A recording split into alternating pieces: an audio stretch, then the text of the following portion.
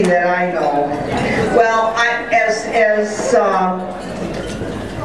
Judy said, please don't forget you have until 7 p.m. to catch the spirit tickets in the basket. There are 100 baskets out there. 100. Thank you, staff, for working so hard.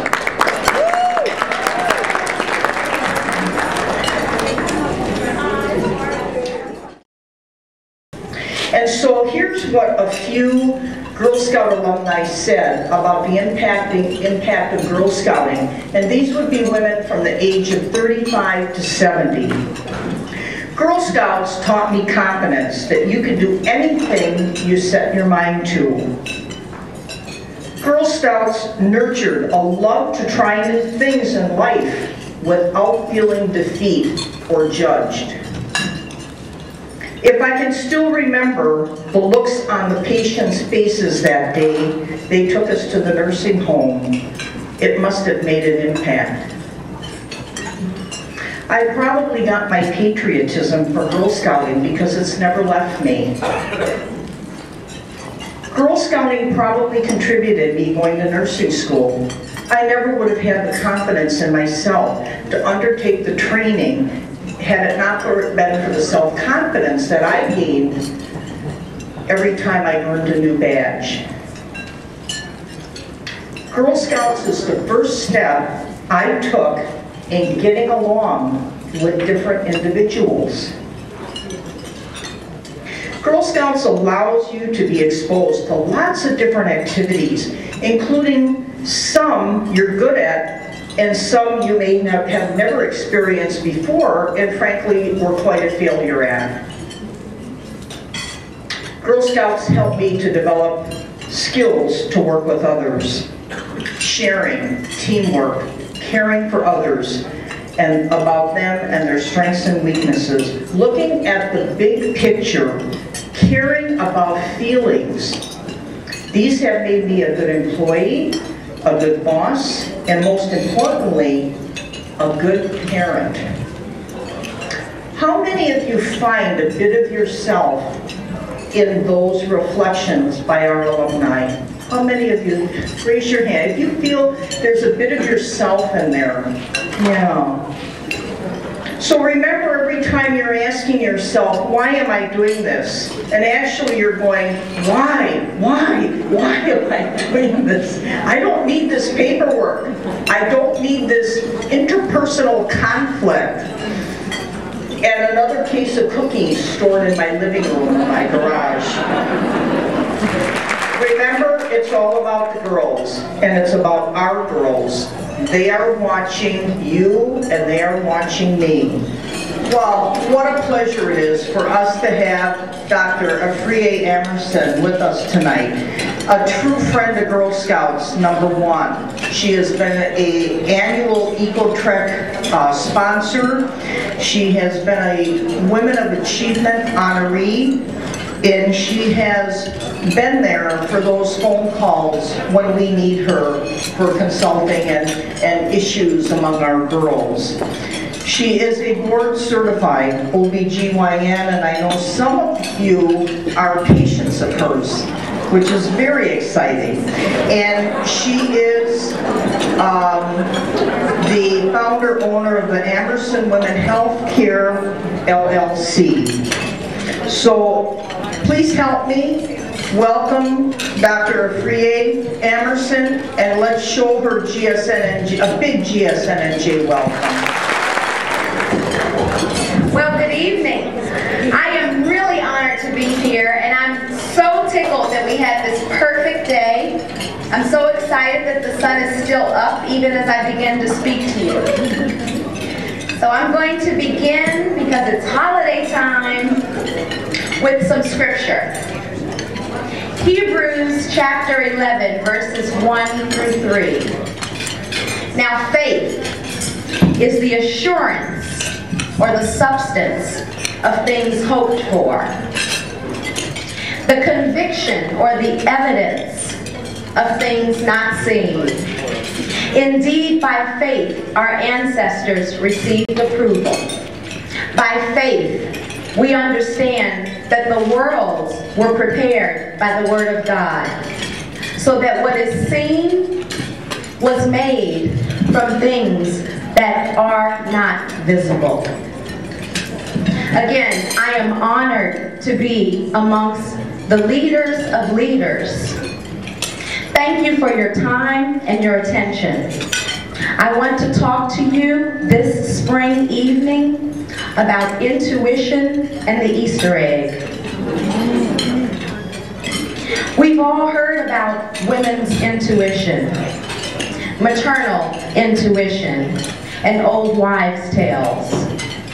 Well, intuition is the focal point in the evolution from girl into woman, as the stem is the focal point for the bud into the leaf or the flower. And throughout human history, the evolution of intuition has been divinely feminine. So, one of the things I'm honored about tonight is to have a female audience. I'm honored to be in this place of pedestal amongst my gender. Thank you for that. And I'm honored to acknowledge that which belongs to our gender and has not historically been taken away. And again, that is intuition. Whether you call it our womb, our intuition, or both, it is an inward knowing that emerges to the surface and becomes radiant, thus apparent to others, to the world, able to change, inspire, and infuse into others a vision that otherwise might not be evident. Intuition is faith to an exponential power. It is cultivated in a woman from young childhood, in which she learns when to trust her judgment. It further evolves as she learns to turn within, to be silent, to be still, and to be alone with God in order to further define herself and her ambition. The cultivation and evolution, much like breathing or walking or talking, occurs through mimicking. Mimicking. The essence of mentoring, being a role model, and leadership. It is our task, ladies, to awaken the light inside each girl as she evolves into herself. We are to allow her to mimic our own inherent intuitive selves. Florence Nightingale, a pioneer in nursing, was inspired at 17 years of age. This was in 1837, when she understood what was called a divine calling.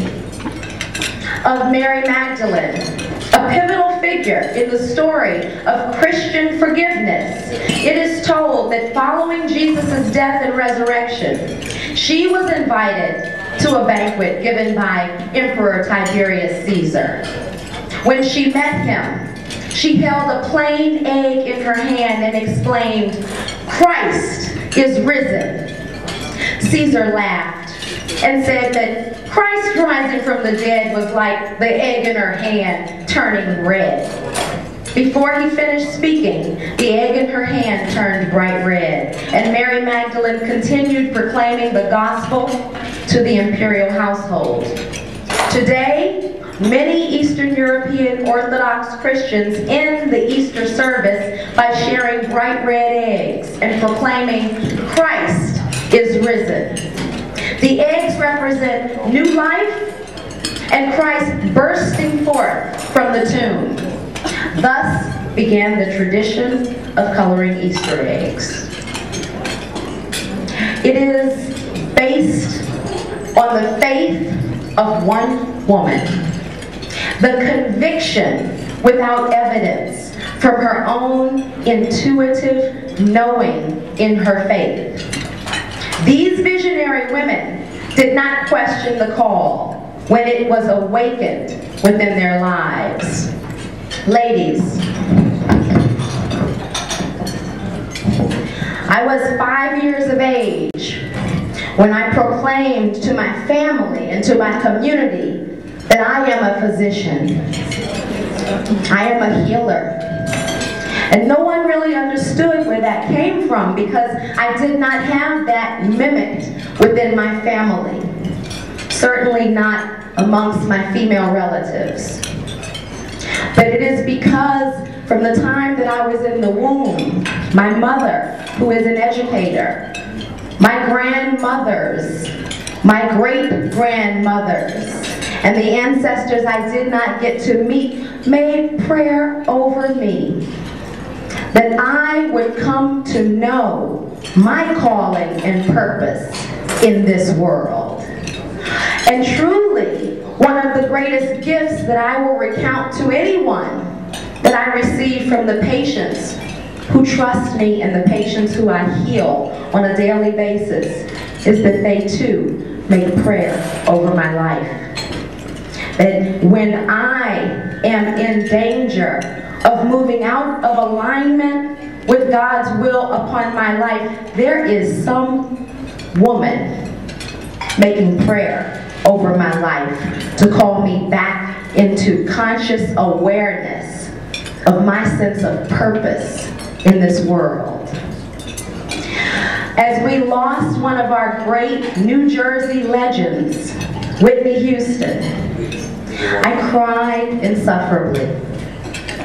So profoundly did I weep that my mother was called to my attention to make sure that I was actually okay. And I had to let her know, I am weeping because this woman with worldwide notoriety, this woman who has changed the lives of millions, who has touched the lives in a permanent, historic way throughout time, felt that alone and disconnected from her purpose, her calling, her sense of having the right to manifest God's intention in her life. She had become disconnected from it, and there was not one person to go to her and allow her to reconnect that sense of power.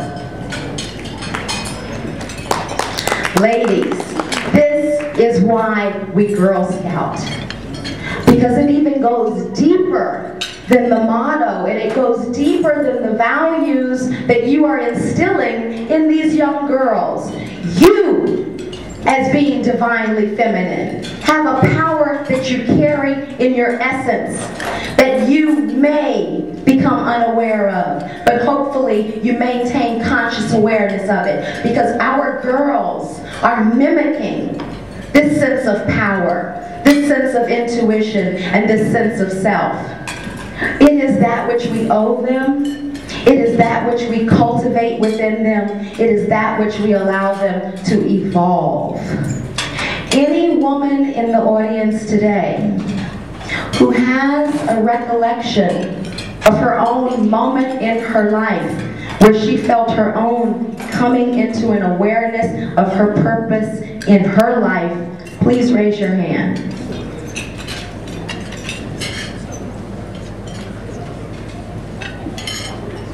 It's good. There's not a table that's free of that experience. And again, no matter what book we look to, in women who have changed the world, women who have been a part of history, women who have lived to become visionaries, there's one thing universal about these women. A, they mimicked their role models. And B, They had an experience within themselves, an inner experience with God, where their intuition manifests into its radiance upon the earth. Thank you for your time. Thank you for the time that you seed and cultivate and evolve these things in our children. Because we can't lose one more girl. Not to accidental drowning, not to accidental overdose, and definitely not to intentional suicide. We cannot allow one girl, that alone, abandoned, emotional experience. But it is through Girl Scouting that she is able to connect and identify that which is her birthright, her intuition. Thank you.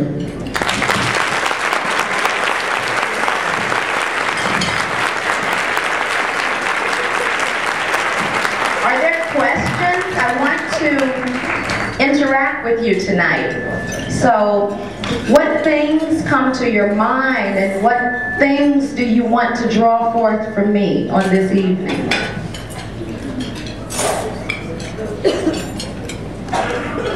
Tell us your story. Yes. Tell me a little bit about your story in education and the struggles being a woman, and maybe even some of your ethnic background struggles that you might have had moving up the ladder and getting the education you needed. My story is that I went away to college when I was 16 years old. And I knew that I wanted to be a physician from a very early age. So I really do not have a story of struggling and of suffering. And that is because of the trailblazing women that came before me. And that is because, again, of the fact that I've always had role models on my left, on my right, in my front, in my back. You know, and I think that they have gone to battle for me at every step of my life. But the things that I have had to face, again, going away to college at the age of 16. That alone is an experience. I left my parents' home at 16 and I have not returned to it. So I had to have an enormous sense of self-identity and of purpose to not succumb. I remember being a freshman in an enrichment program, being taunted by football players who were making sexual advances that I rebuffed. And that's very ego-brutalizing. And I remember the taunting and the harassment and the intimidation. And so, again, in a freshman year in college, we have to be realistic as leaders in saying, women, our girls, if they have never experienced sexual advances inappropriately before, oh, they will as a freshman in college. It's pretty much a guarantee. And so how do you not place yourself in the wrong place at the wrong time? Are we talking to young girls about when do I become intoxicated? After how many drinks? When do I lose a sense of self? When might somebody slip something into my drink and I now have no recollection of the rest of the night? How do I pick girlfriends that I can trust, that have my back? I was blessed to be in the presence of women who went to my high school at my college. So I didn't have to worry about de novo realizing someone's character to be that which they did not make apparent to me. But very real conversations with the women who loved me from a time 2 years prior to the onset of my menstrual period is largely why I was able to complete college unmolested, unraped, unabused, untaunted, undamaged. So I don't think it's something we can expect as a given. It's something we have to plant and enrich and cultivate, and we have to check in with our girls. And when our girls do have experiences that are unwelcoming and intimidating, we have to make it really comfortable for them to talk about them. As a physician, I have talked to and met with many girls, not a few, many girls who have experienced sexual assault already before leaving home to go to college. And all of them did not have a safe place within their homes. Other things that I've experienced, I am an entrepreneur, as Helen told you.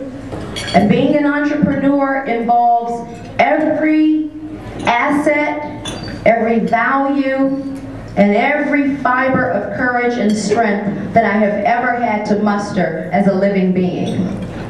And again, did I not have role models in front of me, behind me, to the left and to the right of me, I don't think it's a journey that I would endure.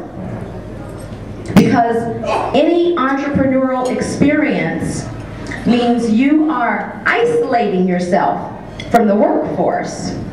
You are no longer a worker, you're a creator. And in that right, you will stand alone.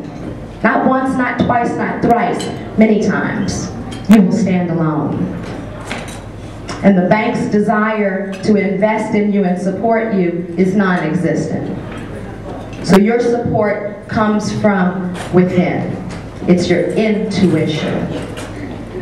What other things, what questions, what can I give you on this evening? Has your religious background, you spoke of it so accurately, has that helped you through what you've come through in life? That's a beautiful, beautiful question. And yes, a huge foundation of who I am is absolutely based upon my understanding of faith, and that is why I made it the crux of the speech, because we do not all have to belong to the same faith. But for a woman, I have not seen, as an individual, as a professional, as a healer, any woman able to survive this world without faith. So I think, again, it's something that's taught, it's something that's mimicked. Why didn't I have a sense of fear and failure? It wasn't around me to mimic. It just wasn't in my presence. I did not come in contact with persons who rooted their life in fear and failure until I was out of my mother's home in the big bad world. So while I was doing the most important mimicking, she brought every female role model from the community that she could get her hands on and put them in my presence. So absolutely, I think we have to teach girls from the time we recognize them to be female within the womb what faith is all about.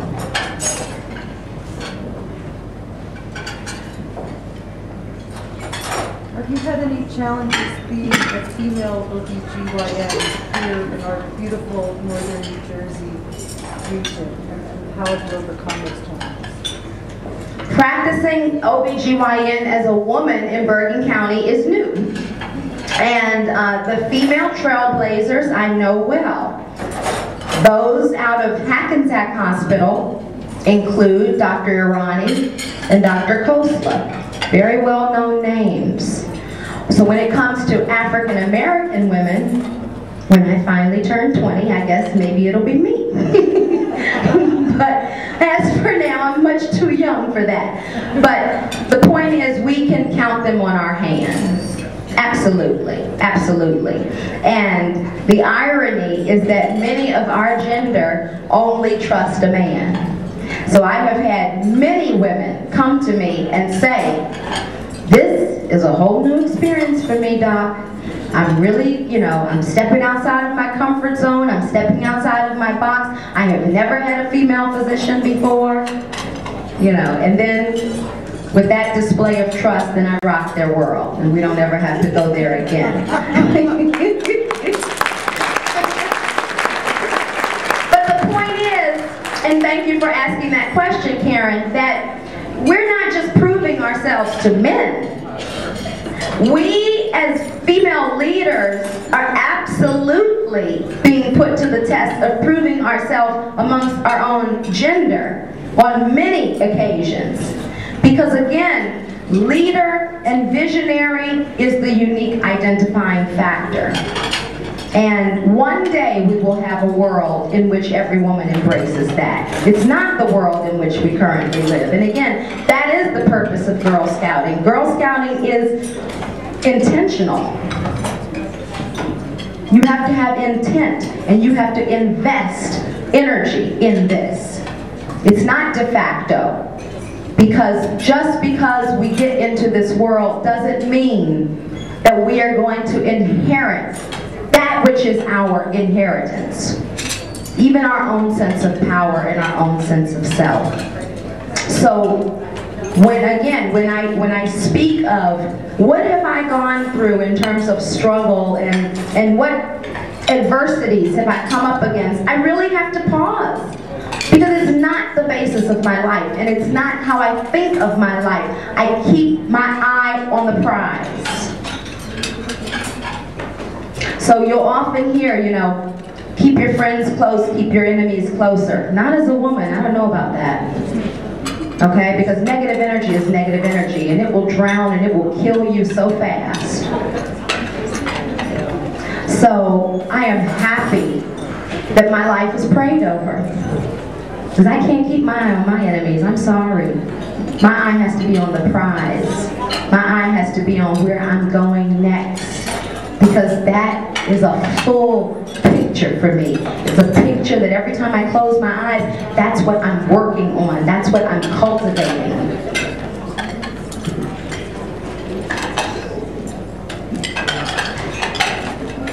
How many people in the room are less than the age of 25? Can you stand up?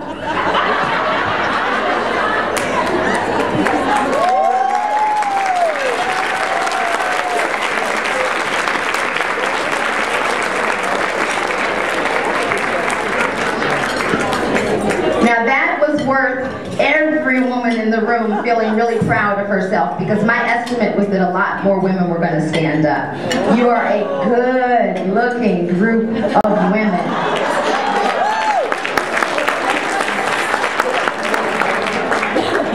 And again, I thank you for your time and your attention. Hello, everyone. Sharice and I have the privilege and honor of recognizing many of our service units for outstanding